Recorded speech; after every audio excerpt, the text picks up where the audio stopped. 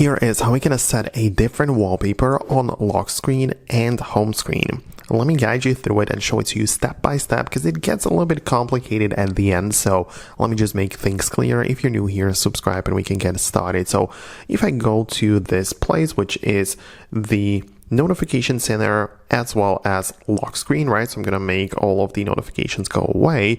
And if you hold down on it as such, you're going to customize the existing wallpapers. But let's say that we want to start with a brand new one. So we slide all the way to the right and click on the plus button to start a new wallpaper pair.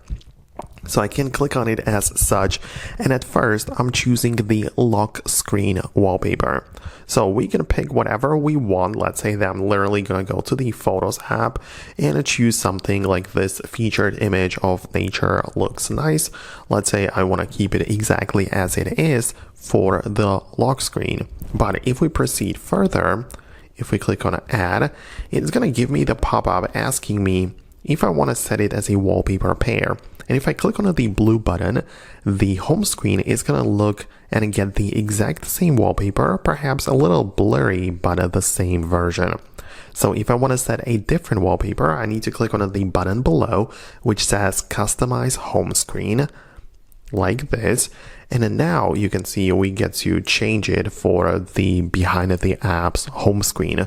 So yeah, even though we can change the blur and some other things, but we also have the ability to switch from the wallpaper pair to something else. So you can choose a different color to be the wallpaper on home screen, or you can choose the gradient or upload the picture from your gallery, right? So we can choose whatever we want.